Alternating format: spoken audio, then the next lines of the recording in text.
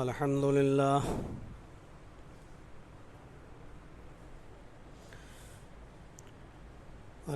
لله نحمده ونستعينه ونستغفره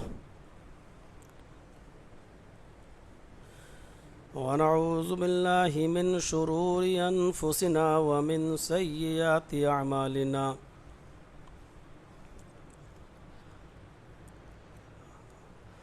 من يهده الله فلا مضل له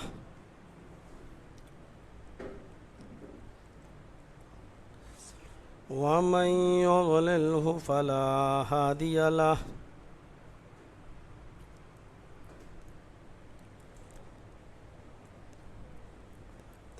وأشهد أن لا إله إلا الله وحده لا شريك له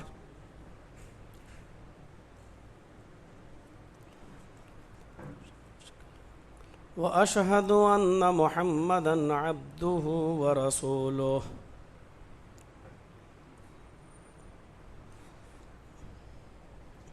أما بعد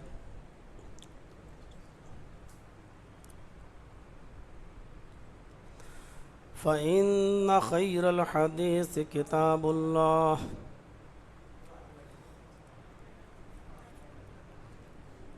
وخير الهدي هدي محمد صلى الله عليه وسلم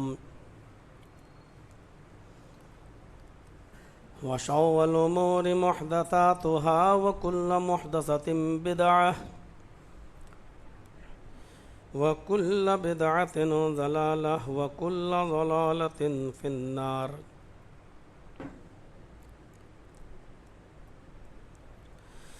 أعوذ بالله من الشيطان الرجيم. بسم الله الرحمن الرحيم.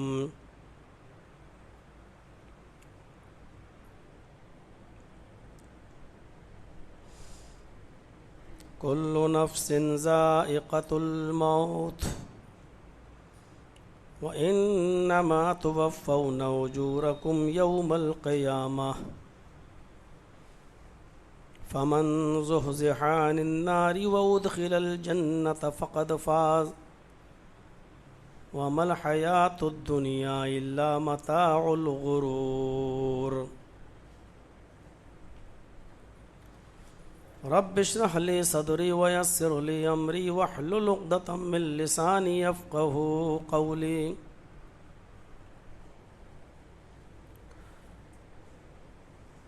معزز علماء کرام،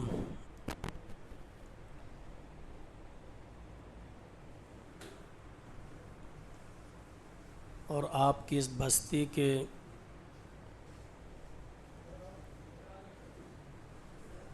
موقر و معزز احباب، قرب و جوار سے اور اکراف و اکناف سے تشریف لائے ہوئے معزز سامعین حضرات، بہت ہی جلد بازی میں اور بہت ہی عجلت میں آپ نے یہ پروگرام یہاں رکھا ہے. آپ کو پہلے سے اس پروگرام کی تیاری کا کوئی زیادہ وقت نہیں ملا. جمعے کے بعد تقریباً 3 یا 3:30 بجے آپ کا سعید بھائی سے ایک رابطہ ہوا اور اسی وقت میں نے بھی منظوری دے دی اور آپ نے بھی آنن فانن جتنے لوگوں کو اطلاع کرنا تھی کر دیا اور آپ اس مسجد میں جمع ہو گئے. اللہ ہمارے اور آپ کے یہاں بیٹھنے کو قبول فرمائے. جو باتیں کہی جا رہی ہیں اللہ رب العالمین ہم سب کو اس پر عمل کرنے کی توفیق عطا فرمائے. یہ کوئی بہت ہی زیادہ لمبا اور چوڑا کوئی پروگرام نہیں ہے اور نہ ہی کوئی اجلاس کی ایک بڑی شکل ہے، بلکہ ایک درس کے طور پر میں آپ کے روبرو حاضر ہوا ہوں۔ امید ہے کہ آپ دل جمعی کے ساتھ سنیں گے اور اللہ سے یہ دعا کریں گے کہ اللہ رب العالمین اس پروگرام کو ہماری ہدایت کا ذریعہ بنائے۔ میں نے خطبہ مسنونہ کے بعد قرآن کریم کی جو آیت تلاوت کی ہے وہ حقیقت میں دنیا کی سب سے بڑی حقیقت اور ایک کڑوی سچائی ہے، جس کا انکار دنیا کا کوئی بھی نہ تو مذہب کر سکتا ہے اور نہ ہی کسی بھی مذہب کا ماننے والا انسان کر سکتا ہے۔ اور وہ کڑوی حقیقت جو ہے وہ ہے موت۔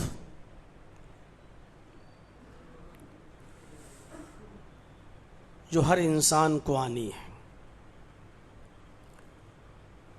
اور یہ ایسی کڑوی سچائی ہے کہ دنیا میں آج بھی ایسے بہت سے لوگ ہیں جو اللہ تک کا انکار کر دیتے ہیں۔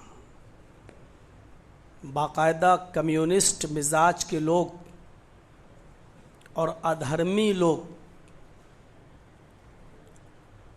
جن کا کسی مذہب پر اعتبار نہیں اور جن کا عقیدہ یہ ہے کہ یہ دنیا یوں ہی چلتی آ رہی ہے اور چلتی رہے گی، لوگ پیدا ہوتے آئے ہیں، ہو رہے ہیں اور ہوتے رہیں گے، اور یہ دنیا یوں ہی چلتی رہے گی، اور ان کا عقیدہ اور آستھا یہ ہے کہ دنیا میں اللہ نام کی کوئی چیز نہیں۔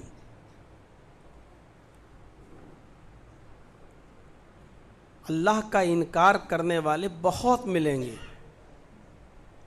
لیکن موت کا انکار وہ بھی نہیں کر سکتے۔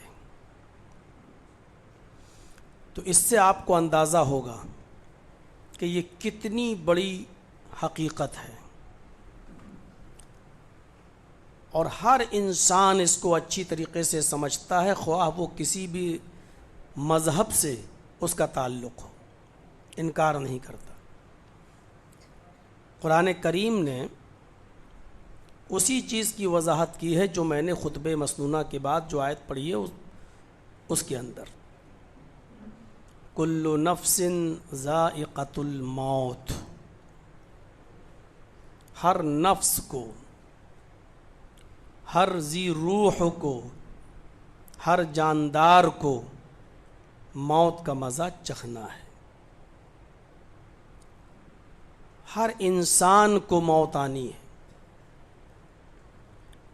اس کے بعد والے جملے پر بھی غور کیجیے گا،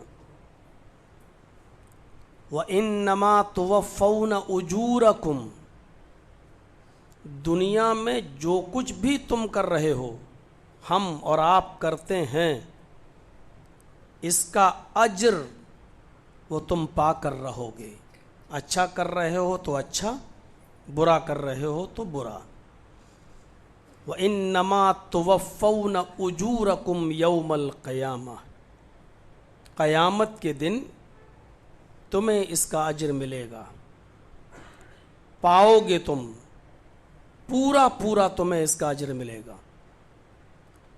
تمہارے اچھے اعمال کے ساتھ کھلواڑ نہیں ہوگا، جو کیا ہے اس کا اچھا نتیجہ تمہیں ملے گا، اور اگر برے اعمال کیے ہیں تو تمہیں اس کا برا رزلٹ ملے گا۔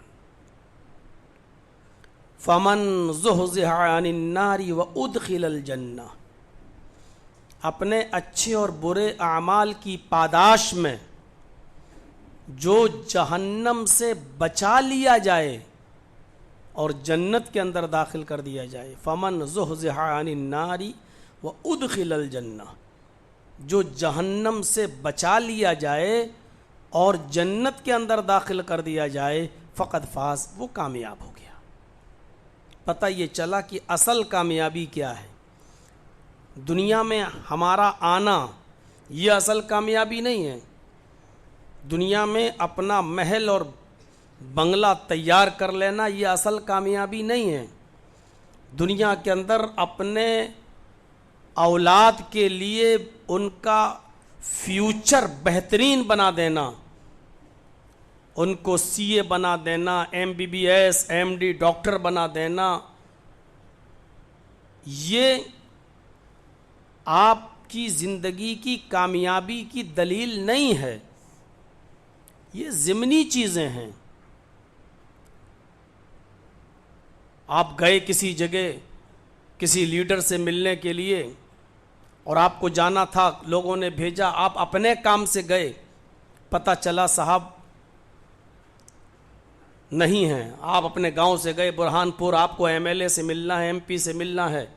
آپ گئے اس مقصد سے، پتہ چلا صاحب MP صاحب نہیں ہے، دلی نکل گئے، MLA صاحب نہیں ہے، بھوپال نکل گئے. اب وہ ایک ہفتے کے بعد ملیں گے. اب آپ نراش ہو کر مایوس ہو کر لوٹ کر واپس آ رہے ہیں. راستے میں کوئی اچھا مارکیٹ ملا، آپ نے سوچا کہ چلو ہمارے یہاں سے سستی چیزیں یہاں ملتی ہیں، 2-4 کپڑا خرید لیتا ہوں، 1-2 جوتا خرید لیتا ہوں. آپ نے وہاں سے کوئی چیز خرید لی.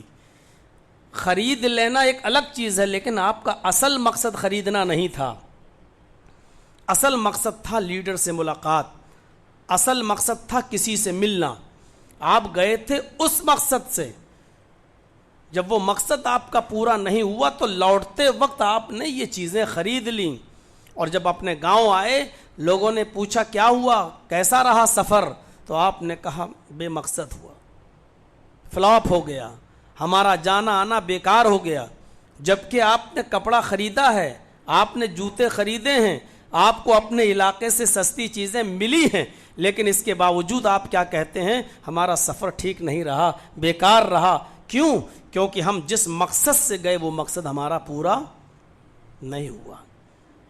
دنیا کی زندگی میں ان چیزوں سے جڑنا یہ ضمنی مقصد ہے، اصل مقصد نہیں ہے. اصل مقصد وَمَا خَلَقْتُ الْجِنَّ وَالْإِنسَ إِلَّا لِيَعْبُدُونَ، میں نے جن اور انسانوں کو صرف اس لیے پیدا کیا تاکہ وہ میری ہی عبادت کریں. ہم آئے تھے اصل مقصد کے لیے، اور وہ اصل مقصد کیا ہے؟ عبادت. اس عبادت کے ساتھ ہم کاروبار کر لیں، بزنس سے جڑ جائیں، اپنے بچوں کو پڑھا لکھا کر ڈاکٹر بنا لیں، CA بنا لیں، MBA کرا لیں، الگ الگ چیزوں سے جوڑ دیں. یہ ایک الگ چیز رہی، یہ ایک ضمنی مقصد رہا. لیکن اصل مقصد یہ ہے، اگر ہم نے اپنے بچوں کو آخرت سے نہیں جوڑا، عبادت سے نہیں جوڑا، اللہ کی توحید پر اگر ہم نے ان کو قائم نہیں کیا، تو آپ سمجھ جائیے کہ آپ کے آنے کا مقصد فوت ہو گیا. یہ چیزیں تو ضمنی ہیں، لوٹتے وقت آپ نے چند چیزیں خرید لیں، لیکن اصل مقصد آپ کا یہ نہیں تھا. اصل مقصد لیڈر سے ملاقات، MP MLA سے ملاقات تھا، لیکن وہ نہیں ہوا. تو آپ کیا کہتے ہیں کہ میرا مقصد بیکار ہے. اگر آپ نے یہ ساری چیزیں جو دنیاوی طور پر آپ کو حاصل ہیں، آپ کو حاصل ہو گئیں، لیکن آپ کی اولاد اور آپ عبادت سے دور رہے، تو آپ یاد رکھیے آپ کے آنے کا مقصد بیکار رہا. اس چیز کو ذہن میں بٹھائیے گا. اسی لیے عبادت سے جو چیز روکتی ہے اور جنت سے جو چیز دور کرتی ہے وہ ہے دنیا کی رمق اور چمک اور دنیا کی رنگینی اور دنیا کی خوبصورت دھوکہ دینے والی زندگی. ان چیزوں کے دھوکے میں ہم آ کر دنیا کی عیش پرستی میں پڑھ کر ہم ان چیزوں سے دور ہو جاتے ہیں، جنت سے دور ہو جاتے ہیں اور جہنم سے قریب ہو جاتے ہیں. اس لیے آیت کے لاسٹ میں کہا وَمَا الْحَيَاةُ الدُّنْيَا إِلَّا مَتَاعُ الْغُرُورِ، دنیا کی زندگی تو محض دھوکے کی زندگی ہے. یہ زندگی آپ کو دور کر دیتی ہے جنت سے، یہ زندگی آپ کو قریب کر دیتی ہے جہنم سے. دنیا کی رنگین زندگی ہمیں قریب کر دیتی ہے جہنم سے، دور کر دیتی ہے جنت سے. اس لیے کیا فرمایا وَمَا هَٰذِهِ الْحَيَاةُ الدُّنْيَا إِلَّا مَتَاعُ الْغُرُورِ، دنیا کی زندگی تو محض دھوکے کی زندگی ہے. دور سے بڑی خوبصورت نظر آتی ہے، لیکن قریب سے اگر آپ دیکھو گے تو بڑی بدصورت ہے یہ زندگی، بہت گھٹیا ہے یہ زندگی۔ اس لیے پیغمبروں نے اور ہمارے اسلاف نے اس دنیا سے دل نہیں لگایا، دنیا کو ضرورت کے تحت استعمال کیا، دنیا کو اپنے سر پہ نہیں بٹھایا۔ اور یہی عقل مند انسان کی پہچان ہے کہ وہ دنیا کو ضرورت کے تحت استعمال کرے، دنیا کو اپنے سر پر نہ بٹھائے۔ علامہ رومی نے دنیا کی مثال پانی کی طرح دی ہے، کہا دنیا کی مثال پانی کی طرح ہے اور انسان کی مثال کشتی کی طرح ہے۔ دنیا پانی کی طرح ہے اور انسان کشتی کی طرح ہے، اور آپ جانتے ہیں کہ کشتی بغیر پانی کے نہیں چل سکتی ہے۔ آپ کشتی کو خشکی میں رکھ دیں، یہاں لا کر رکھ دیں، وہ نہیں چلے گی، رکھی رہے گی، بیکار ہے۔ جب تک اس کشتی کو آپ پانی میں نہیں لائیں گے وہ نہیں چلے گی۔ دنیا پانی ہے اور انسان کشتی ہے، اور کشتی کو چلانے کے لیے پانی کی ضرورت ہے۔ اس کا مطلب یہ ہوا کہ انسان کو دنیا کی ضرورت ہے، انسان کو زندگی گزارنے کے لیے دنیا کی ضرورت ہے۔ لیکن یاد رکھیے، جب تک کشتی پانی کے اوپر ہے اور پانی کے ارد گرد ہے تب تک محفوظ ہے، چلے گی، آپ اس کو کھے سکتے ہیں اور پار لگا سکتے ہیں۔ لیکن اگر دریا کا، جمنا کا، گنگا کا، سمندر کا پانی آپ اس کشتی کے اوپر لانے کی کوشش کریں گے، اس کشتی میں سوار کرنے کی کوشش کریں گے، کشتی بھی ڈوبے گی اور کشتی میں جتنے لوگ بیٹھے ہوئے وہ بھی ڈوب جائیں گے۔ دنیا کو جب تک آپ اپنی مرضی سے چلا رہے ٹھیک، دنیا کو اپنے سر کے اوپر اگر آپ نے بٹھایا تو آپ بھی ہلاک ہوں گے اور آپ کی آخرت بھی برباد ہو جائے گی۔ کشتی کو ضرورت ہے پانی کی، لیکن پانی کے اوپر چلائیے، اس کے ارد گرد چلائیے۔ اگر آپ پانی کو کشتی کے اوپر لادنے کی کوشش کریں گے، سوار کرنے کی کوشش کریں گے، تو کشتی بھی ڈوبے گی اور کشتی میں بیٹھے ہوئے سواری بھی ڈوب جائے گی۔ اس لیے یاد رکھیے، دنیا کو اپنے حساب سے جب تک آپ چلائیں گے تب تک ٹھیک، آپ دنیا کے حساب سے چلنا شروع کر دیں گے تو اس کا مطلب یہ ہے کہ سمندر کے پانی کو آپ کشتی پہ لا رہے ہیں، آپ اپنے آپ کو دنیا کے ماحول میں ڈھالیں گے، اس کا مطلب یہ ہے کہ آپ دنیا کو غلام نہیں بنا رہے بلکہ دنیا کے غلام آپ بن رہے ہیں۔ اس کا نتیجہ یہ نکلے گا کہ دنیا دھوکہ تو دے گی اور اس کے بعد آپ بھی برباد ہوں گے اور آپ کی آخرت بھی برباد ہو جائے گی۔ اس چیز کو ہمیشہ یاد رکھیے گا۔ اسی لیے عقل مند انسان وہ ہے جو دنیا کو اپنی ضرورت کے تحت استعمال کرے، دنیا کو اپنے اوپر سوار نہ کرے۔ آپ سعودی جاتے ہیں، دبئی جاتے ہیں، اپنے ملک سے باہر جاتے ہیں، محنت کرتے ہیں، مزدوری کرتے ہیں، کما کر لاتے ہیں، اپنا گھر بناتے ہیں، اپنے وطن لوٹنے کے بعد تو آپ دیکھ لیجئے، جب آپ اپنا گھر مکان بنائیں گے تو آپ اس میں اپنا روم بناتے ہیں، اس میں ہم اور ہماری بیوی رہے گی، بچوں کے روم الگ بناتے ہیں، اس میں ہمارے بچے رہیں گے۔ آپ کا بچہ پڑھتا ہے تو آپ اس کے ریڈنگ روم الگ بنائیں گے، اس میں ہمارے بچے پڑھیں گے۔ گیسٹ روم الگ بناتے ہیں، ہمارا کوئی مہمان آئے گا تو یہاں آ کر ٹھہرے گا۔ لیکن اسی مکان کے کسی ایک سائیڈ میں آپ ٹوائلٹ بھی بناتے ہیں، باتھ روم بھی بناتے ہیں۔ جب آپ کا پورا مکان بن کر تیار ہو جاتا ہے تو آپ کا دل مکان میں لگا رہتا ہے، ٹوائلٹ میں نہیں لگتا ہے، باتھ روم میں نہیں لگتا ہے۔ لیکن وہ مکان کا ایک ضروری حصہ ہے اور آپ کی زندگی کا بھی وہ ضروری حصہ ہے۔ اس میں کتنا بھی سنگ مرمر بچھا لو آپ، کتنا خوبصورت ٹوائلٹ بنا لو آپ، لیکن آپ اس کو ضرورت کے تحت استعمال کرو گے، 24 گھنٹے کے لیے آپ استعمال نہیں کرو گے۔ جب آپ کو ضرورت محسوس ہوگی تب آپ جائیں گے ٹوائلٹ، پیشاب کیا، باتھ روم کیا، لیٹرین سے فارغ ہوئے اور نکل آئے۔ کوئی آدمی ہے جو اس میں 4 گھنٹہ بیٹھتا ہو؟ کوئی ہے ایسا گھر میں جو اس میں 3 گھنٹہ 4 گھنٹہ بیٹھا رہتا ہو اور اسی میں بیٹھ کر سارے کام کرتا ہو؟ نہیں۔ کیوں؟ بنایا تو آپ نے بڑی محنت سے ہے، لیکن آپ کا دل اس پہ لگا ہوا نہیں ہے۔ آپ کا دل آپ کے اے سی روم میں، آپ کے کولر والے روم میں ہی لگا رہتا ہے، اور آپ جتنا پیار گھر کے اس روم سے کرتے ہیں ٹوائلٹ سے نہیں کرتے ہیں کیونکہ اس کو آپ ضرورت کے تحت استعمال کرتے ہیں. وہ آپ کی زندگی کا ایک ضروری حصہ تو ہے لیکن آپ اس سے دل نہیں لگاتے ہیں. بس زندگی گزارنے کے لیے دنیا کی ضرورت تو ہے لیکن اس کو آپ گھر اور مکان کی طرح حیثیت مت دو, اس کو ٹوائلٹ اور باتھ روم کی طرح اس کو حیثیت دو. اس کو ضرورت کے تحت استعمال کرو, اس کو اپنی زندگی کا ایک ضروری حصہ مان کر ضرورت کے تحت استعمال کرو.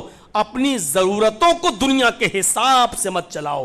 جب ہم نے اپنی دنیا کو ضرورت کے حساب سے چلانا شروع کر دیا تو ہم دنیا کے غلام بن کے رہ گئے. آج صورتحال یہ ہے کہ جتنے بھی اختلافات دیکھو گے, چاہے وہ چھوٹے اختلاف ہوں یا بڑے اختلاف ہوں, چاہے وہ سطحی اختلاف ہوں یا بہت بڑے اختلاف ہوں, ان سب کے پیچھے دنیا چھپی ہوئی نظر آئے گی اور دنیا کا مقصد چھپا ہوا نظر آئے گا. میرے بھائیوں, بہت ہی بے باکی کے ساتھ اور بے خوفی کے ساتھ یہ بات بول رہا ہوں, جب ہم نے زندگی کے اس حصے کو, دین کو ہم نے اپنی زندگی پر سوار نہیں کیا تو یہی نوبت آئے گی. ورنہ خالد ابن ولید جن کو حضرت عمر نے جب معزول کر دیا تھا کہ اب تم گورنر نہیں رہے, اب تم چیف کمانڈر نہیں رہے, ہٹایا تو انہوں نے یہ نہیں پوچھا کہ امیر المومنین مجھ سے خطا کیا ہوئی, ہٹ گئے. لوگوں نے کہا کہ اب تو تم چیف کمانڈر سے ہٹا دیے گئے. لوگوں نے ان کو بلایا, یہاں تک کہ دوسرے ملک سے رومی بادشاہوں کے لیڈر آنا شروع ہو گئے. خالد ہمارے پاس چلے آؤ, ہمارے مذہب میں شامل ہو جاؤ, ہم اپنی بیٹی کا نکاح بھی تمہارے ساتھ کرنے کو تیار ہیں اور اپنے ملک کا, آدھے ملک کا شہزادہ بھی ہم آپ کو بنانے کے لیے تیار ہیں. آپ کی اتنی بڑی توہین کی حضرت عمر فاروق رضی اللہ تعالیٰ عنہ نے, آپ کو چیف کمانڈری کے عہدے سے ہٹا دیا.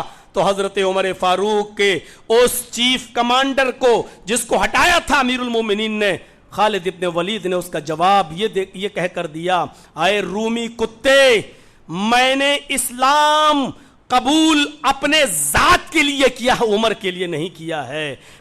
مجھے اسلام کی خدمت کرنا ہے تو اس کے لیے ضروری نہیں کہ میں چیف کمانڈر بن کے کروں. اب میں آزاد ہوں, جتنی بہادری کے ساتھ میں پہلے لڑتا تھا اب میں آزاد ہوں, اس سے زیادہ بہادری کے ساتھ لڑوں گا, اس لیے کہ میں اسلام عمر کے لیے نہیں لایا ہوں, عمر کے رب کے لیے لایا ہوں. جس کو دین کی خدمت کرنا ہو ضروری نہیں کہ وہ مسجد کا متولی ہو کر ہی کرے گا. جس کو دین کی خدمت کرنا ہو ضروری نہیں کہ وہ اپنے ضلع کا اور اپنے شہر کا امیر ہو کر ہی کرے گا.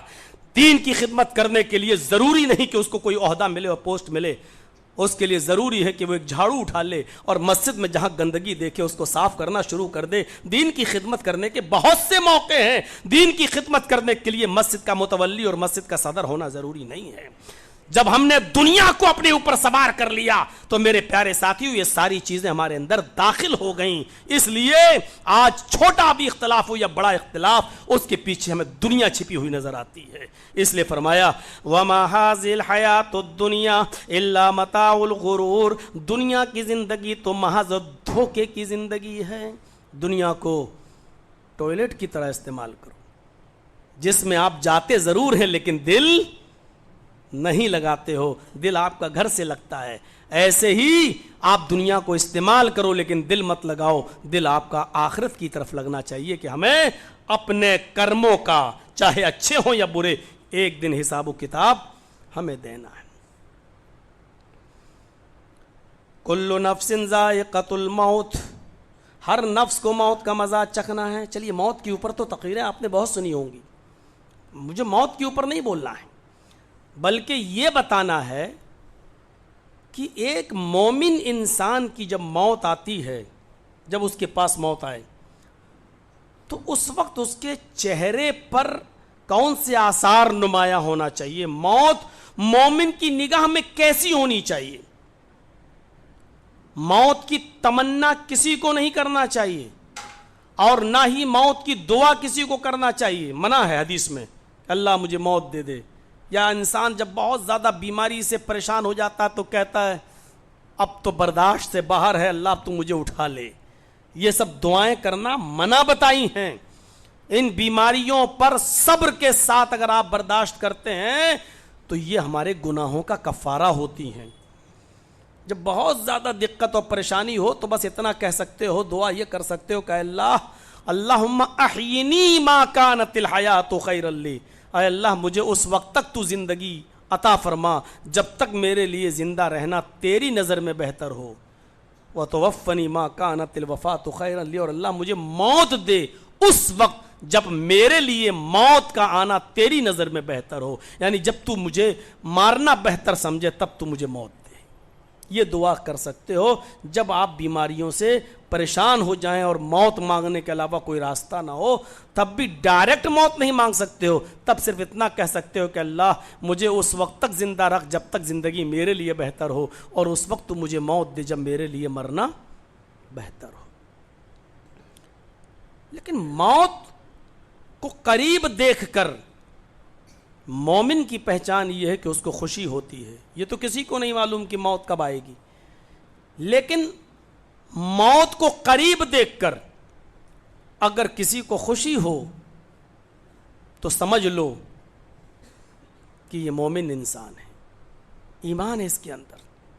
اور اس کی کئی مثالیں میں ابھی آپ کو دوں گا، آپ کے سامنے رکھوں گا کہ موت مومن کی نظر میں کیسی ہوتی ہے. آپ کو یاد ہوگا، اور نہ یاد ہو تو سنیے. حضرت فاطمہ رضی اللہ تعالی عنہا کو نبی اکرم سے بے انتہا محبت تھی، اور اللہ کے رسول کو بھی حضرت فاطمہ سے بہت محبت تھی.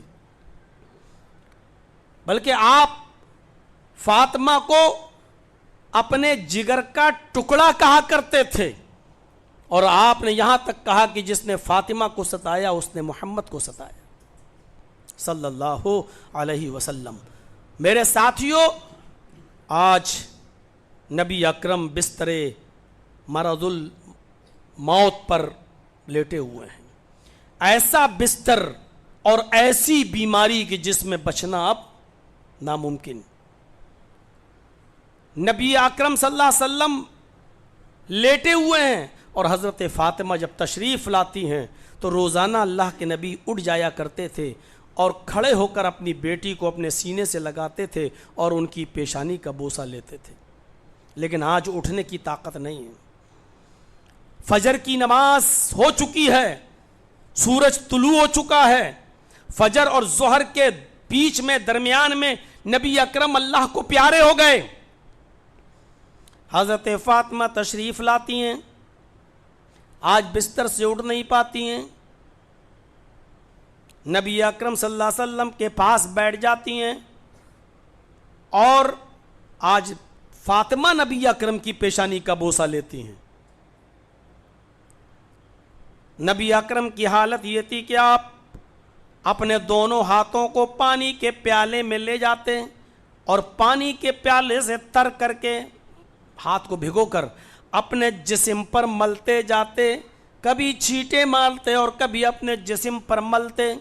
بخاری کتاب الجنائز کے الفاظ ہیں، آپ کی زبان سے اس وقت یہ جملے بھی نکلتے جاتے، ان للموت سکرات، ان للموت سکرات، موت کے لیے بڑی بے چینیاں ہیں، موت کے لیے بڑی سختیاں ہیں.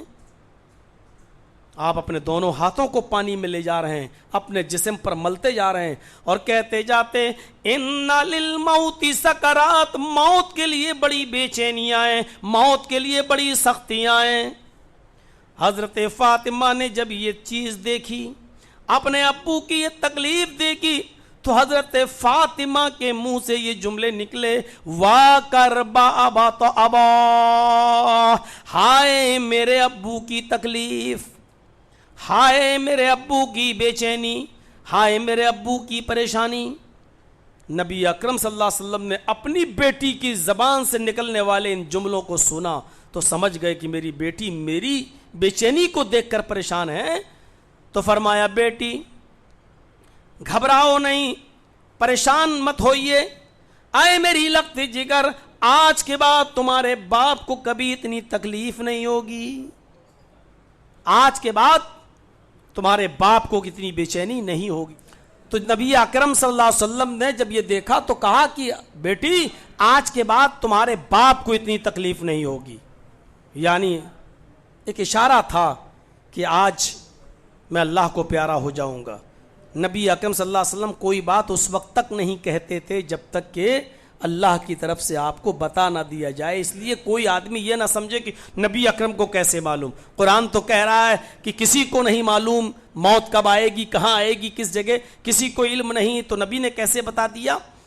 ما ينطق عن الهوى ان هو الا وحی یوحی. محمد رسول اللہ اس وقت تک نہیں بولتے جب تک کہ وحی نہ آ جائے, جبرائیل نہ بتا دیں, اللہ کے ذریعے آپ کو بتا نہ دیا جائے.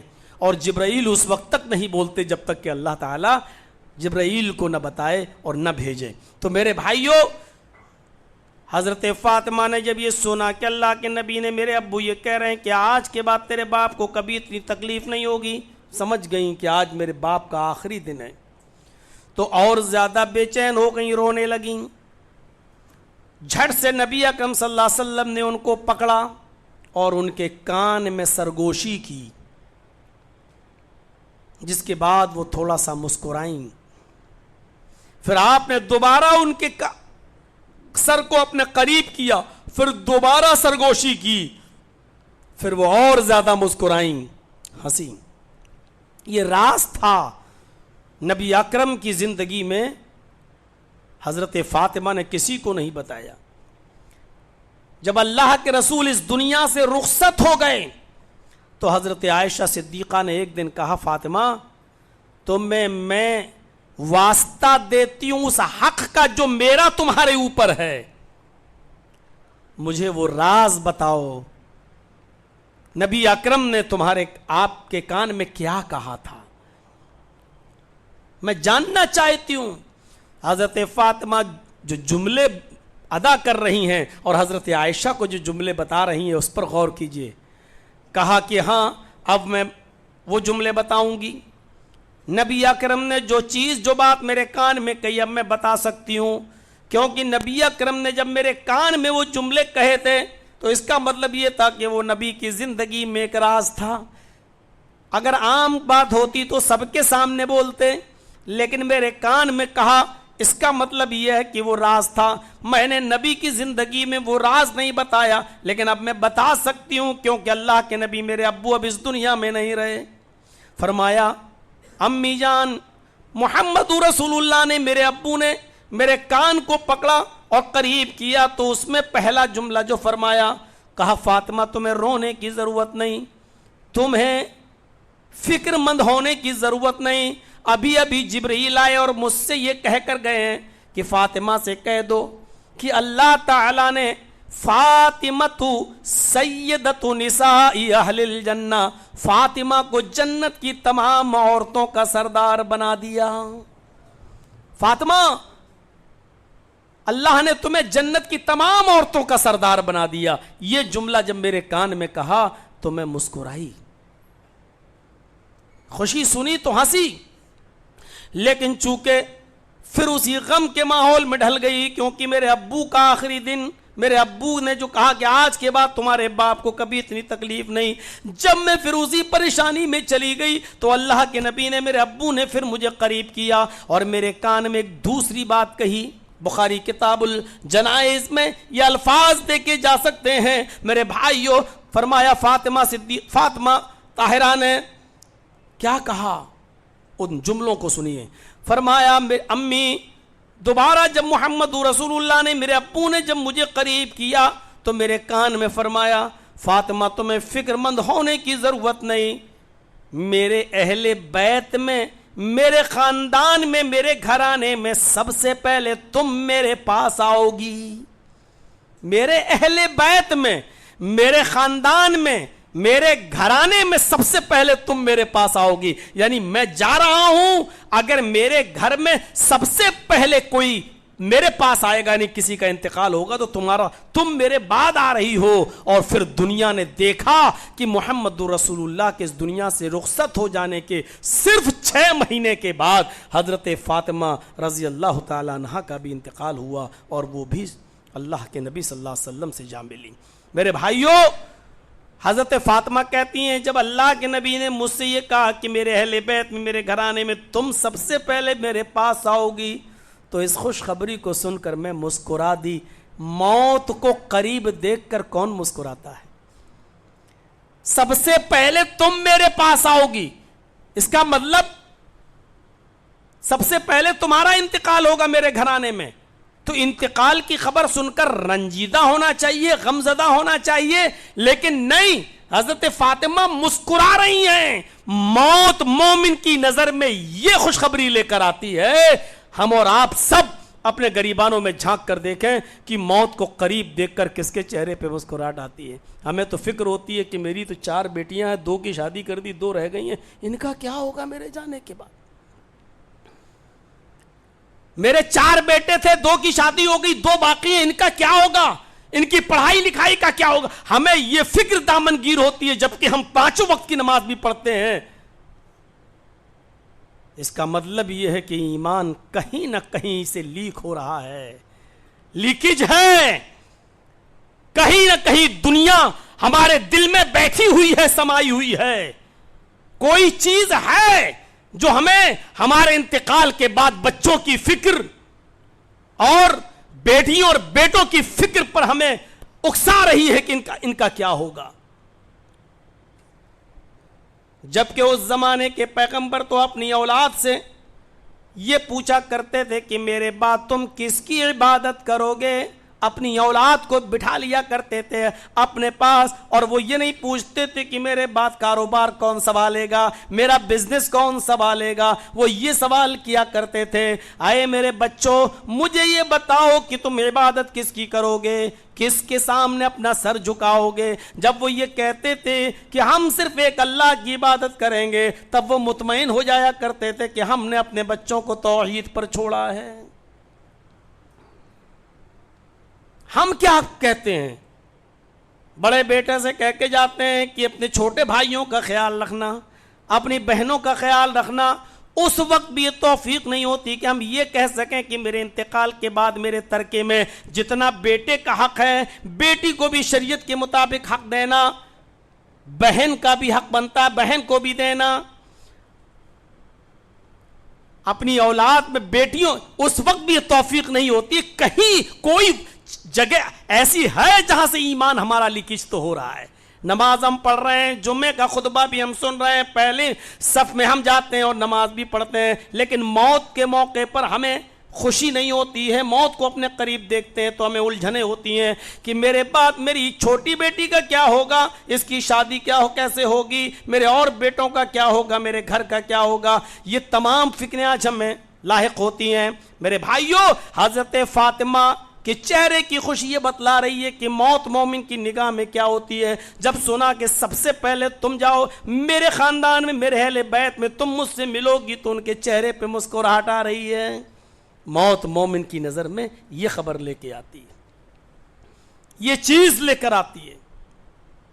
ایک ہم ہیں, ابھی کسی کو ہلکا سا سینے میں درد ہو جائے, ابھی ہارڈ پڑ جائے, بھاگے گا لے کر کسی ہارڈ اسپیشلسٹ ڈاکٹر کے پاس, دوڑے گا, جائے گا, خود وہ آدمی بھی پریشان ہوگا اور تمام خیالات اس کے ذہن میں آنے لگیں گے. میں یہ نہیں کہہ رہا ہوں کہ نہیں جانا چاہیے, جانا چاہیے, علاج کرانا چاہیے, لیکن کبھی کبھی ایسے حالات بھی آتے ہیں کہ انسان خود یہ سمجھ جاتا ہے کہ اب میرے وقت بہت قریب ہے, اب ہم زیادہ دن نہیں. اس موقع پر اس کی کیفیت کیا ہونی چاہیے؟ کیا اس کی کیفیت یہ ہوتی ہے, نہیں میں اپنے رب کے پاس جا رہا ہوں, اس کے چہرے پہ مسکراہٹ آئے کہ میں 3rd کلاس کی زندگی سے 1st کلاس کی زندگی کی طرف جا رہا ہوں.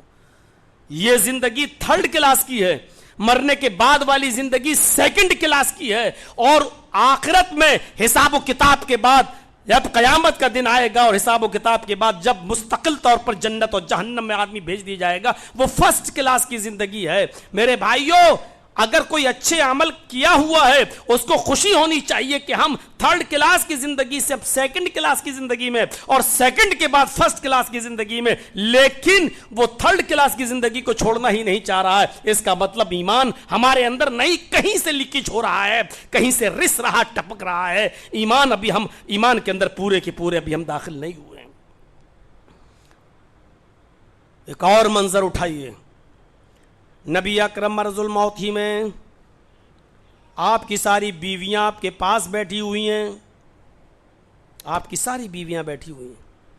حضرت عائشہ صدیقہ ایک سوال کرتی ہیں کہ اللہ کے نبی صلی اللہ علیہ وسلم ایک دن اس دنیا سے مرنا تو سبھی کو ہے، انتقال تو سبھی کا ہونا ہے، ایک دن اس دنیا سے سبھی کو کوچ کرنا ہے، آپ کو بھی ہمیں بھی۔ لیکن ایک بات تو بتائیے۔ کہا کیا؟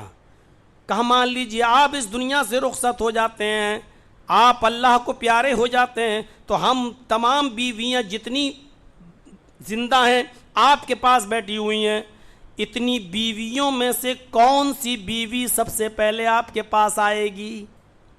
یہ نہیں پوچھ رہی ہیں کہ کس کی عمر زیادہ لمبی ہوگی۔ سوال دیکھیے کیا ہے، اور یہ سوال ہمیں کیا سوچنے پر مجبور کر رہا ہے۔ اے اللہ کے نبی بتائیے کہ ہم بیویوں میں سے کون سی بیوی آپ سے سب سے پہلے ملے گی، کس بیوی کی ملاقات آپ سے سب سے پہلے ہوگی؟ ہر بیوی یہ چاہتی ہے کہ نبی کے پاس میں سب سے پہلے جاؤں، میں سب سے پہلے جاؤں۔ تو کون سی بیوی آپ کو سب سے پہلے ملے گی؟ اب اتنی بیویوں میں آپ کس کا نام لے دیں؟ جس کی زیادہ بیویاں ہوں تو وہ ماحول کو سمجھتا ہے، احساس بھی کرتا ہے۔ اب آپ کس کا نام لے دیں؟ جس کا نام لے لیں گے بقیہ سب کہیں ناراض نہ ہو جائیں۔ آپ نے کسی کا نام نہیں لیا لیکن بات بھی اشارے میں کہہ دی۔ آپ نے فرمایا ہاں عائشہ تم نے سوال تو بہت اچھا کیا ہے لیکن اس کا ایک ہی جواب ہے۔ آپ نے فرمایا جو بیویاں میری باحیات ہیں، زندہ ہیں، ان بیویوں میں سے ایک بیوی مجھ سے سب سے پہلے ملے گی، میرے پاس سب سے پہلے آئے گی۔ فرمایا وہی تو پوچھ رہی ہوں، کون آئے گی؟ آپ نے فرمایا اطولکن یدن، تم لوگوں میں جس کے ہاتھ سب سے زیادہ لمبے ہوں گے۔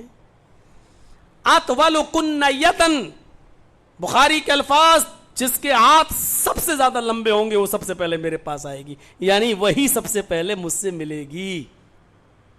اس وقت تو کوئی کچھ نہیں بولا، لیکن تھوڑی دیر گزر جانے کے بعد حضرت عائشہ نے سب کو بلایا دوسرے حجرے میں، ادھر آؤ ادھر آؤ ادھر آؤ۔ جب سب دوسرے کمرے میں حجرے میں چلی گئیں تو ایک لکڑی لائی گئی۔ حضرت عائشہ ایک لکڑی لے آئیں اور اس لکڑی سے سب جتنی بیویاں تھیں سب کے ہاتھ ناپنے لگیں کہ دیکھیں کس کے ہاتھ سب سے زیادہ لمبے ہیں۔ جب ہاتھ ناپے گئے تو اس میں حضرت سودا کے ہاتھ سب سے زیادہ لمبے نکلے۔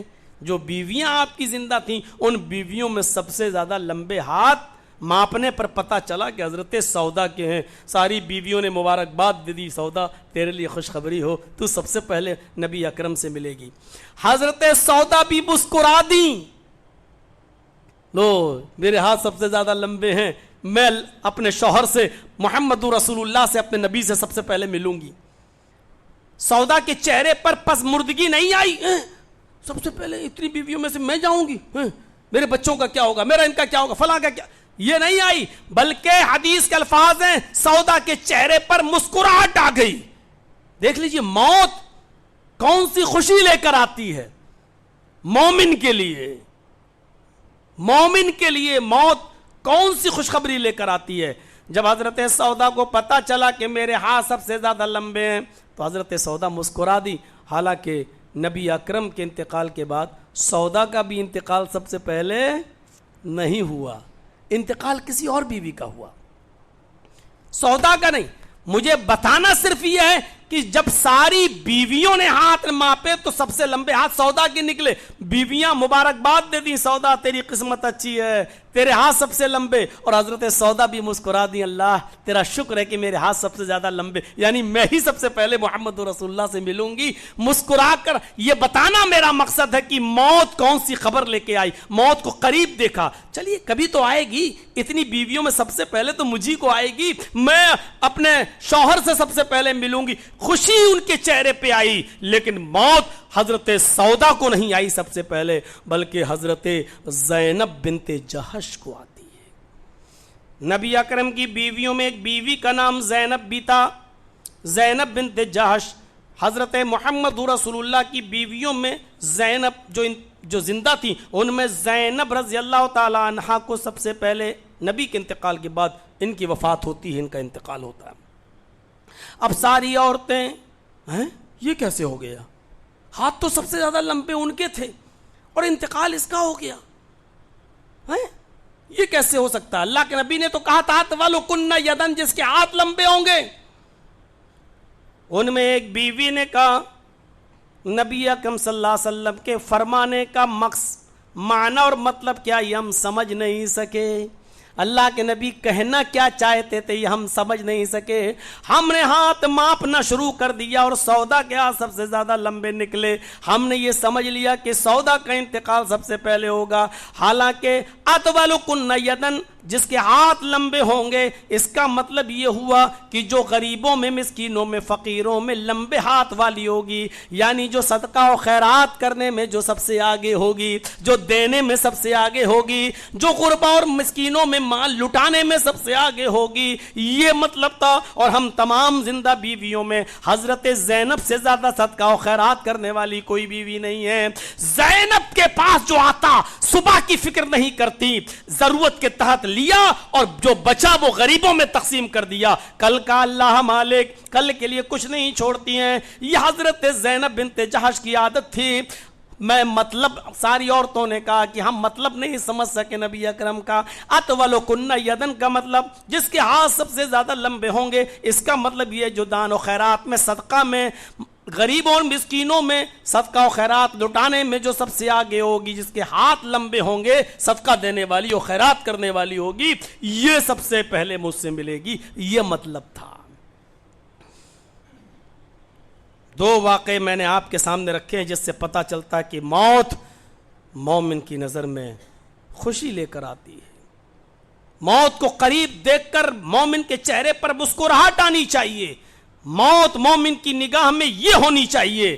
لیکن موت کے وقت میری اولاد کا کیا ہوگا، میرے بچوں کا کیا ہوگا، میری بیٹی کا کیا ہوگا، اس کا کیا ہوگا، اس کا کیا ہوگا، یہ تمام چیزوں کا سوچنے کا مطلب یہ ہے کہ آپ کو اللہ کی ذات پر توکل اور بھروسہ نہیں ہے. آپ کیوں سوچتے ہیں کہ میری بیٹی کا کیا ہوگا؟ کیوں؟ اب آپ کہو گے سوچیں گے نہیں، سوچیں گے. اس لیے سوچ رہے ہیں کیونکہ جہیز جیسی لعنت ہم نے خود پالی ہے. شادی کو مہنگا ہم نے خود بنایا ہے. یہ الگ بات ہے کہ آپ کے علاقے میں، ایک دو علاقوں میں اگر شادیاں بہت سستی ہو رہی ہیں اور جہیز کی کوئی ڈیمانڈ نہیں، بارات اور بینڈ باجوں کا کوئی تصور نہیں، اچھی بات ہے. لیکن یہ مت سوچئے کہ ہر علاقہ ایسا ہی ہے. میرے پیارے ساتھیوں، یہ ساری چیزیں ہم نے خود پالی ہیں، اس لیے ہمیں سوچنا پڑتا ہے. ہم نے فلاں بیٹی کو ایئر کنڈیشن دیا تھا، ہم نے بڑی بیٹی کو 4 ویلر بھی دی تھی، ہم نے لڑکے کو 5 لاکھ روپے بھی دیے تھے، اس کی نوکری لگوانے کے لیے 10 لاکھ روپے بھی ہم نے دیے تھے. اب چھوٹی بیٹی کا کیا ہوگا؟ میری طبیعت خراب ہے، مجھے کینسر ہو گیا ہے، اب میری چھوٹی بیٹی کی شادی کیسے ہوگی؟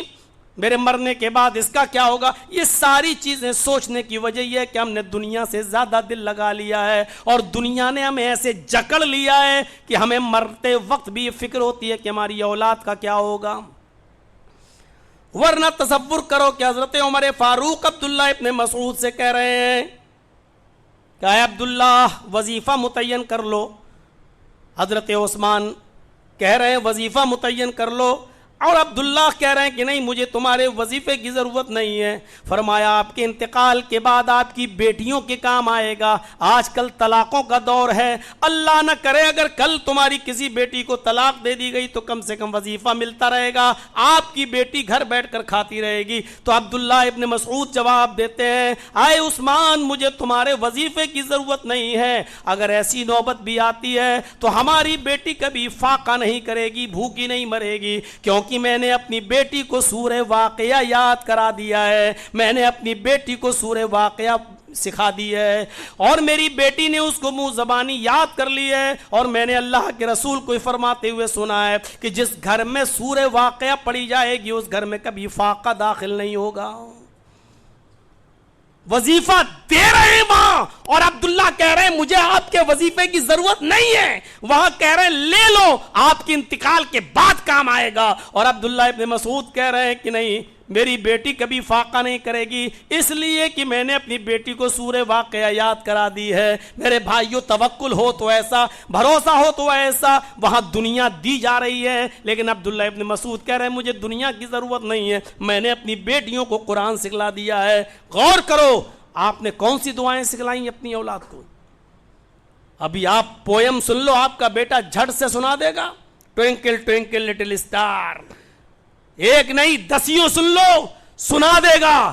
لیکن پوچھو کیا ہے میرے بیٹے، اگر تمہاری زندگی میں میں مر جاؤں تو تمہیں میرے انتقال کے بعد میری مغفرت کی دعا کی کوئی دعا یاد ہے؟ میرے لیے کیا پڑھو گے؟ کیا تمہیں یہ یاد ہے کہ ربنا اغفر لی ولوالدی وللمؤمنین یوم یقوم الحساب؟ تو یہ دعا آپ کی اولاد کو یاد نہیں ہے؟ کیا آپ نے اپنی اولاد کو یہ دعا سکھلائی ہے کہ جو آپ کے انتقال کے بعد یہ دعا کر سکے، اللہم اغفر لہ ورحمہ وعافہ واعف عنہ واکرم نزلہ ووسع مدخلہ؟ آپ نے یاد کرائی یہ دعا؟ اور جب یہ ساری دعائیں آپ نے یاد نہیں کرائیں، رب ارحمہما کما ربیانی صغیرا، جب ان تمام دعاؤں سے آپ نے اس کو دور رکھا ہے تو کیا امید رکھتے ہو کہ آپ کے مرنے کے بعد آپ کی اولاد آپ کی قبر پر جا کر دعائیں مغفرت کرے گی آپ کے لیے؟ میرے پیارے ساتھیوں، مرنا سب کو ہے، اپنی اولاد کو دین سے جوڑو، ان دعاؤں کو سکھاؤ. رب اغفر لی ولوالدی رب ارحمہما کما ربیانی صغیرا ربنا اغفر لی ولوالدی وللمؤمنین یوم یقوم الحساب. سکھاؤ اپنے اولاد کو دعائیں. ذرا تصور کرو، ایک ہے یہ دعا اللہ میرے باپ کی مغفرت فرما دے، اللہ میرے باپ کو بخش دے، آپ نے اپنی زبان میں کر دی، اور ایک دعا وہ ہے جو اللہ خود سکھلا رہا اپنے بندوں کو کہ میرے بندوں اپنے ماں باپ کے لیے ان لفظوں میں دعا مانگو جو میں تمہیں بتلا رہا ہوں. ربنا اغفر لی ولوالدی وللمؤمنین یوم یقوم الحساب. غور کرو کہ اللہ تعالیٰ نے خود والدین کی مغفرت کی دعا بتلائی. یہ پڑھو، اولاد سے کہہ رہا ہے کہ اپنے ماں باپ کے لیے دعا پڑھو. سکھلائی آپ نے دعا؟ نہیں. آپ کو فکر ہے کہ میرا بیٹا دنیا کیسے کمائے، آپ کو یہ فکر نہیں ہے کہ میرے مرنے کے بعد. جانتے ہو جب کوئی اولاد اپنے ماں باپ کے لیے دعائیں مغفرت کرتی ہے، اس باپ کا درجہ اوپر بڑھا دیا جاتا ہے. وہ فرشتوں سے پوچھتا ہے کہ میرے درجے میں اضافہ ہو گیا، میرے درجے میں بلندی کی گئی ہے، آخر اس کی وجہ کیا ہے؟ اس سے فرشتے کہتے ہیں آج تیری اولاد نے، تیرے بیٹے نے، تیری بیٹی نے آج تیرے لیے مغفرت کی دعا کی ہے، اس دعا کو اللہ نے قبول کر لیا، اس لیے تیرا درجہ بلند کیا جا رہا ہے. میرے بھائیوں، ہم میں اور آپ میں کتنے لوگ ایسے ہوں گے جن کے والدین قبروں کے اندر سو رہے ہیں، مدفون ہیں، دفن کر دیے گئے ہیں. آج تم گل چھرے اڑا رہے ہو، آج تم رات مٹر گشتیوں میں گزار رہے ہو، آج تم یوٹیوب چلا چلا کر پوری راتیں ختم کر دیتے ہو، اور تمہارا باپ قبر میں تمہاری دعا کا انتظار کر رہا ہے کہ میرا بیٹا میرے لیے دعائیں مغفرت کرے، میرا بیٹا میری طرف سے صدقہ و خیرات کرے جس کی برودت اور ٹھنڈک مجھے ملے. تم آج پوری رات مٹر گشتی میں گزار دیتے ہو، یوٹیوب پر گزار دیتے ہو، گندی اور فحش مووی دیکھنے میں گزار دیتے ہو. ادھر تمہارا باپ اور تمہاری ماں قبر کے اندر تمہاری طرف سے ہونے والی نیکیوں کا انتظار کر رہی ہے. ذرا تصور کرو آپ، موت مومن کی نظر میں کیسی ہونی چاہیے یہ سوچئے. سب کو آنی ہے موت، اور روح کو نکلتے وقت ہر آدمی کو دیکھنا بھی ہے کہ روح نکل رہی ہے ہماری. فلولا اذا بلغت الحلقوم، جب یہ روح تمہارے حلق تک پہنچ جائے گی. ملک الموت جب روح نکالتا ہے تو سب سے پہلے یہ پیروں کے تلووں سے نکلنا شروع ہوتی ہے. آپ دیکھیے گا کسی مرنے والے کے قریب بیٹھیے گا، جب وہ سانسیں لے رہا ہو، روح کر رہی ہو، سب سے پہلے اس کے نیچے کا حصہ، یہ حصہ اس کا بے جان ہوتا ہے. روح نکلتی یہاں سے کھینچتا ہے، یہاں تک جب کھینچتی ہے تو یہ حصہ بے جان ہو جاتا ہے. پھر ملک الموت روح کھینچتا ہے، پنڈلی تک آتی ہے. والتفت الساق بالساق، پنڈلی سے مل جاتی ہے. یہ یہاں سے نیچے کا حصہ بے جان ہو جاتا ہے. پھر ملک الموت روح کھینچتا ہے تو گھٹنے تک آتی ہے، گھٹنے سے نیچے کا حصہ بے جان ہو جاتا ہے. پھر ملک الموت روح نکالتا ہے تو یہ روح کمر تک آتی ہے، کمر سے نیچے کا حصہ بے جان ہو جاتا ہے. ملک الموت پھر روح کو کھینچتا ہے تو روح سینے تک آ جاتی ہے، سینے سے نیچے کا حصہ بے جان اور بے روح ہو جاتا ہے. ملک الموت پھر روح کو کھینچتا ہے، پھر یہ روح حلق تک آ جاتی ہے. یہاں پر پہنچ جاتی ہے اور یہاں سے نیچے کا حصہ بیکار ہو جاتا ہے، اور جب روح یہاں تک پہنچتی ہے تب کیا ہوتا ہے؟ فَلَوْلَا إِذَا بَلَغَتِ الْحُلْقُومَ، جب ملک الموت روح نکالتے نکالتے تمہارے حلق تک پہنچ جاتی ہے، یہ روح تمہارے نرخرے میں تمہارے گلے میں اٹک جاتی ہے، یہاں تک آ جاتی ہے، وَأَنْتُمْ حِينَئِذٍ تَنْظُرُونَ، اس وقت تمہاری آنکھیں پھٹی کی پھٹی رہ جاتی ہیں، تم اس روح کو اپنی آنکھوں سے نکلتے ہوئے دیکھ رہے ہوتے ہو۔ کوئی آدمی مر ہی نہیں سکتا اس وقت تک جب تک کہ وہ ملک الموت کو روح نکالتے ہوئے اپنی آنکھوں سے نہ دیکھ لے۔ قرآن کہہ رہا ہے یہ وَأَنْتُمْ حِينَئِذٍ تَنْظُرُونَ، اس وقت تم اپنی آنکھوں سے دیکھ رہے ہوتے ہو۔ آپ دیکھیے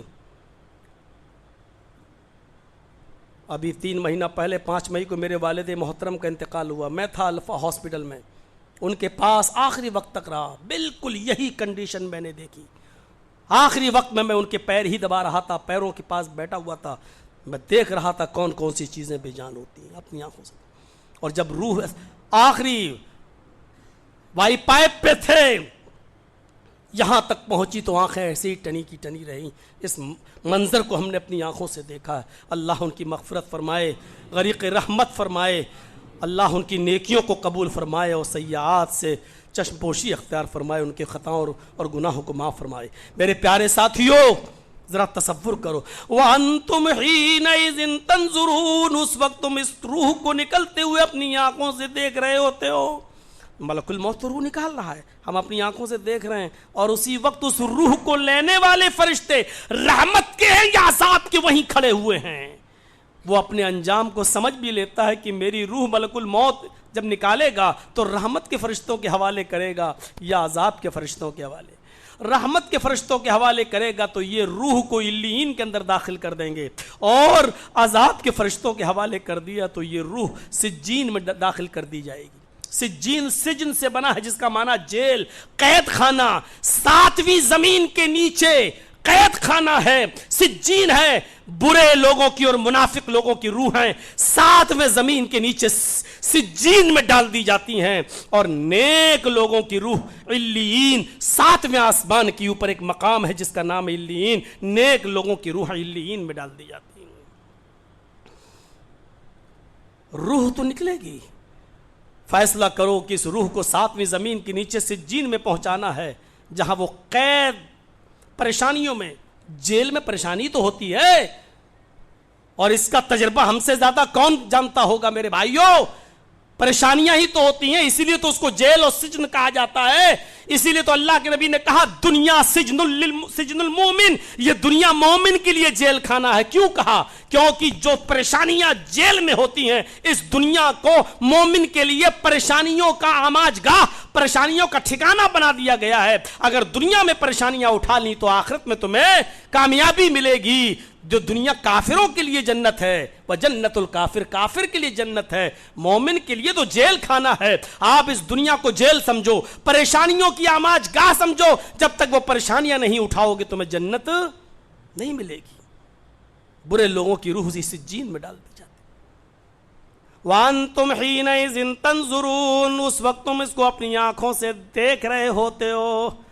وَنَحْنُ أَقْرَبُ إِلَيْهِ مِنْكُمْ وَلَكِنْ لَا تُبْصِرُونَ، اس وقت جتنا ہم تمہارے قریب ہوتے ہیں کوئی نہیں ہوتا۔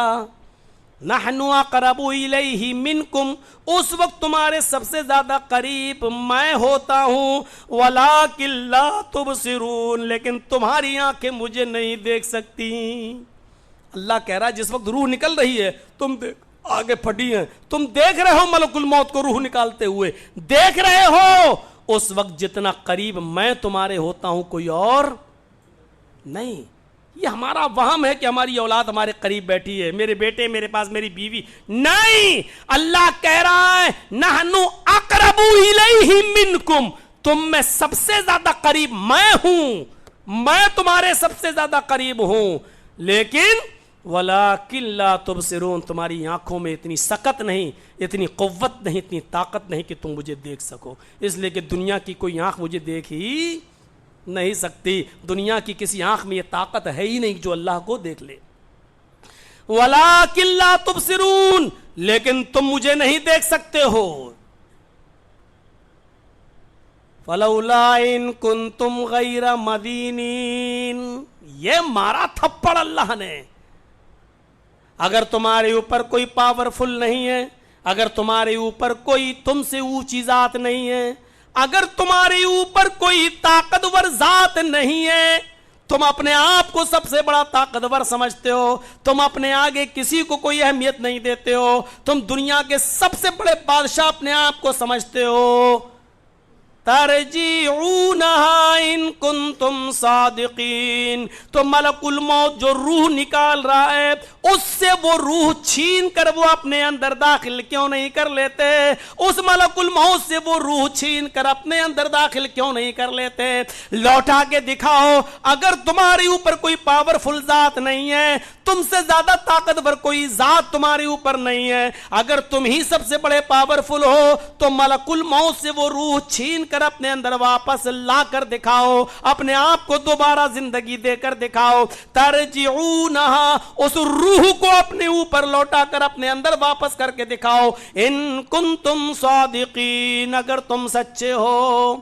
اب گئی ساری طاقتیں, اب دنیا کا کوئی ڈاکٹر تمہاری روح کو واپس نہیں کر سکتا ہے. ڈاکٹر کا کام تھا صرف اس وقت تک جب تک روح تمہارے اندر تھی, تمہاری باڈی کی اصلاح کے لیے ٹیبلٹ دے سکتا تھا, لیکن جب روح نکل گئی تو اب باڈی کے اندر وہ طاقت نہیں رہی جو ٹیبلٹ کو جھیل سکے اور ہضم کر سکے. اب ڈاکٹر کا بھی ہاتھ ختم.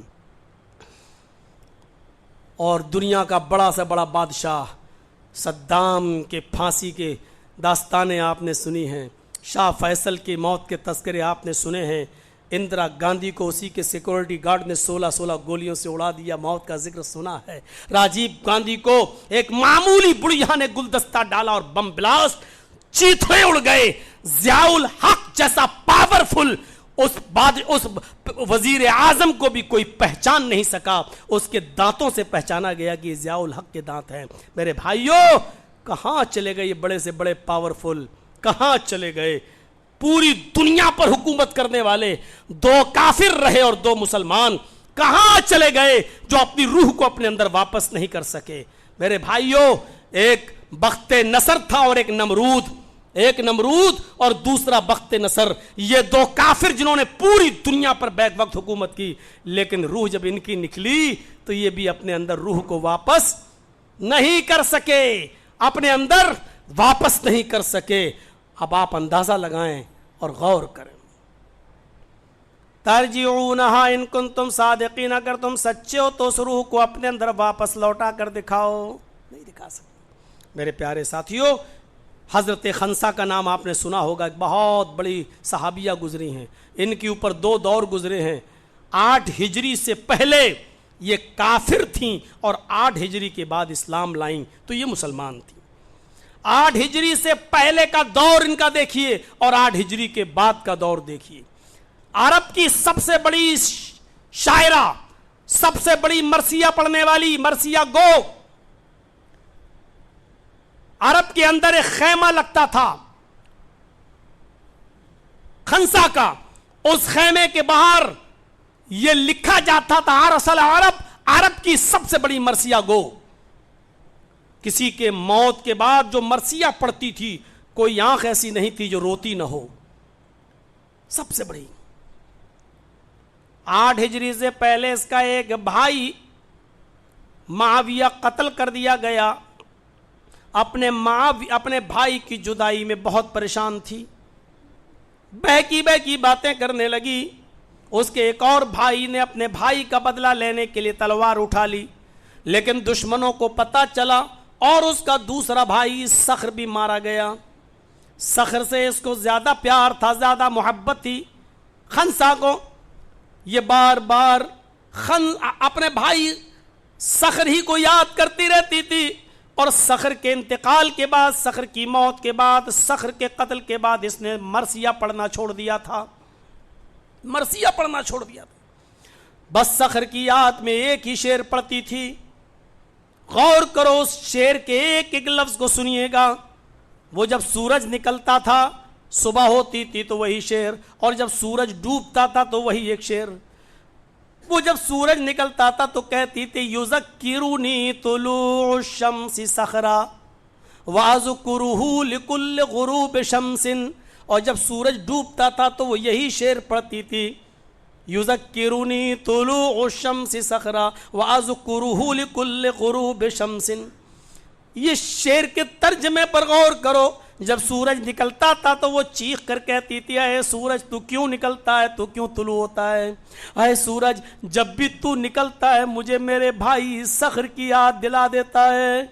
یذکرنی طلوع الشمس صخرا، سورج کا طلوع ہونا مجھے صخر کی یاد دلا دیتا ہے۔ اے سورج مت نکلا کر، اے صبح مت ہوا کر، اے صبح جب بھی تو آتی ہے تو مجھے صخر کی یاد دلا کر جاتی ہے، یعنی مجھے روزانہ ہر دن صخر کی میرے بھائی کی یاد مجھے آتی ہے۔ اور جب سورج غروب ہوتا تھا، جب رات آتی تھی اور یہ بستر پر جب لیٹنے جاتی تھی تو کہتی تھی اذکرہ لکل غروب شمس، اے سورج تو کیوں غروب ہوتا ہے، جب بھی تو ڈوبتا ہے چھپتا ہے تو مجھے صخر کی یاد دلا کے جاتا ہے۔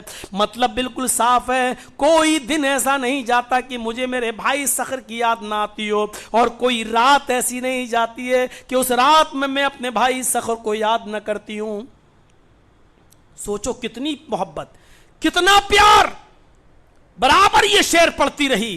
لیکن 8 ہجری میں اسلام لاتی ہے، اس کے 4 بچے ہیں اور شوہر کا انتقال ہو جاتا ہے۔ سن 16 ہجری میں قادسیہ کی جنگ ہوتی ہے۔ حضرت عمر فاروق رضی اللہ تعالیٰ عنہ اس جنگ میں صحابہ کو بھیجتے ہیں، تمام لوگ اس جنگ میں قادسیہ کی جنگ میں شریک ہو رہے ہیں۔ خنسا بھی اپنے 4 بیٹوں کو اسی جنگ میں بھیج رہی ہے، 4 بیٹوں کو یہ کہہ کر جنگ میں بھیجتی ہے اے میرے بیٹو، جس طرح تمہاری ماں ایک ہے اسی طریقے سے تمہارا باپ بھی ایک تھا۔ آئے میرے بیٹو، اللہ کی قسم کھا کر کہتی ہوں تمہاری ماں نے تمہارے باپ کی امانت میں کبھی خیانت نہیں کی، یعنی میں نے تمہارے باپ کے انتقال کے بعد کبھی نہ تو دوسری شادی کی اور نہ ہی میں نے کسی کے ساتھ کوئی ناجائز تعلق قائم کیا۔ آئے میرے بیٹو، تمہارے رگوں میں جس ماں کا خون بن کے دوڑ رہا ہے، تمہاری رگوں میں تمہارے اصلی باپ ہی کا خون دوڑ رہا ہے۔ اے میرے بیٹو، تمہاری ماں نے تمہارے باپ کی امانت میں خیانت نہیں کی۔ اب میرا حکم یہ ہے کہ تم 4 کے 4 بیٹے میدان جنگ میں جاؤ گے اور محمد رسول اللہ کا پرچم گرنے نہیں دو گے۔ اے میرے بیٹو، اگر کسی کی شہادت کی خبر میرے کانوں میں آتی ہے تو مجھے یہ دیکھنا اور تمہاری لاش کو دیکھنا اس وقت گوارا ہوگا جب میں یہ سنوں گی کہ مرتے وقت تم نے تیر سینے پہ کھایا ہے، کھنجر سینے میں کھایا ہے۔ اگر تمہاری پیٹھ پر تیر دیکھوں گی یا کھنجر تو مجھے بہت تکلیف ہوگی۔ اے میرے بیٹو، یہاں نہیں تو کل جنت کے دروازے پر میں تمہارا انتظار کروں گی۔ اے میرے بیٹو، اب تم میدان جنگ میں جاؤ اور دیکھو، ایک بیٹا میدان جنگ میں شہید ہو جائے تب دوسرا کودنا، دوسرا بھی شہید ہو جائے تب تیسرا جانا، اور تیسرا بھی شہید ہو جائے تو چوتھا جانا، اور مجھے خوشی ہوگی اس وقت جب میں تمہارے سینے پہ تیر دیکھوں۔ بیٹوں نے بھی حق ادا کر دیا اور یہ 4 بیٹے میدان جنگ میں گئے، یکے بعد دیگرے سب شہید کر دیے گئے۔ جب قادسیہ کی جنگ ختم ہوئی، لوگ لوٹ کر واپس آئے، 4 بیٹوں کی لاشیں لائی گئیں، کہا گیا خنسا تیرے 4 بیٹے میدان جنگ میں شہید ہو گئے۔ پوچھا کیا میرے بیٹوں کی لاش دیکھنے کو ملے گی؟ جواب دیا ہاں۔ کہا یہ بتاؤ، میں نے اپنے بیٹوں سے چلتے وقت کہا تھا کہ میرے بیٹوں، مجھے خوشی ہوگی اس وقت جب میں تمہاری تیر سینے پر دیکھوں گی، بس اتنا بتاؤ لاش بعد میں دیکھوں گی۔ میرے بیٹوں نے تیر سینے پہ کھایا ہے پیٹھ پر۔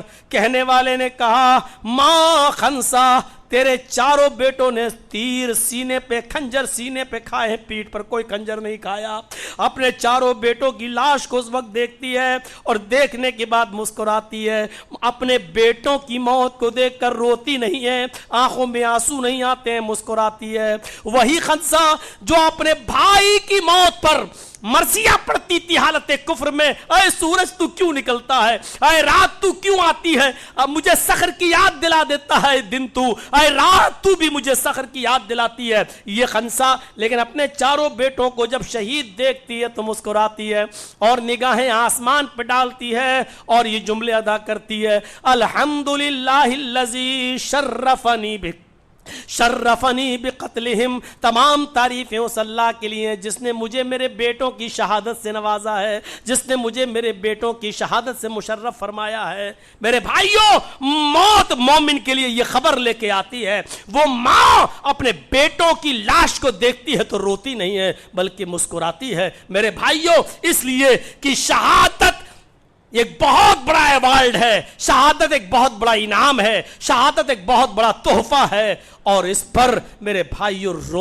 رونے کا مقام نہیں بلکہ یہ خوش ہونے کا مقام ہے۔ اور اس لیے یہ خنسا ہنستی ہے، خوش ہوتی ہے اور مسکراتی ہے اور کہتی ہے الحمدللہ الذی شرفنی بقتلہم، تمام تعریف اس اللہ کے لیے جس نے مجھے میرے بیٹوں کی شہادت سے مجھے مشرف فرمایا ہے۔ تو موت کو ہم یہ خوشی کا پیمانہ سمجھیں، تب تو سمجھیں کہ ہم مومن ہیں۔ موت کو قریب دیکھیں اور ہمارے چہرے پہ مسکراہٹ آئے تب تو ہم سمجھیں کہ ہم مومن ہیں۔ اور موت کے وقت اگر گھبراہٹ ہو رہی ہے، میرے بیوی کا کیا ہوگا، بچوں کا کیا ہوگا، بیٹیوں کا کیا ہوگا، کاروبار کا کیا ہوگا، بزنس کا کیا ہوگا، تب آپ سمجھ لیجئے کہ ہمارا ایمان لیکیج ہے، کہیں سے رس رہا اور ٹپک رہا ہے۔ میرے بھائیوں، بہت لمبا چوڑا خطاب نہیں کرنا ہے، اصل خطاب میرا کل ہے برہان پور کی سرزمین پر۔ میرے بھائیوں، موقع لگے تو آپ آئیے اور زیادہ سے زیادہ لوگوں کو لے کے آئیے، کیونکہ توحید جو سارے انبیاء کی دعوت اور سارے انبیاء کا مشن رہا ہے، کل اس موضوع پر وید اور رامائن اور گیتا اور غیر مسلموں کی کتابوں کے حوالے سے بھی ہم توحید کو بتائیں گے اور بیان کریں گے کہ توحید تمام نبیوں کا مشن رہا ہے۔ کل اس پر مکمل خطاب ہوگا۔ ہم آپ سے رخصت ہوتے ہیں اور رخصتی کے وقت پھر یہ دعا کرتے ہیں کہ بار الہ، ہم تجھ سے دعا کرتے ہیں کہ موت ہماری نظروں میں عزیز بنا دے تاکہ ہمارا ایمان مضبوط ہو، اور اللہ موت سے پہلے ہمیں ہمارے ایمان کی ہمیں اصلاح کرنے کی توفیق عطا فرما اور ایمان کو مضبوط کرنے کی توفیق عطا فرما۔ اللہ جب تک تو ہمیں زندہ رکھ، اسلام پہ زندہ رکھنا، اور جب ہمارا خاتمہ ہو تو ایمان پر ہمارا خاتمہ فرمانا۔ وما علینا الا البلاغ المبین وآخر دعوانا ان الحمد للہ رب العالمین۔ السلام علیکم ورحمۃ اللہ وبرکاتہ۔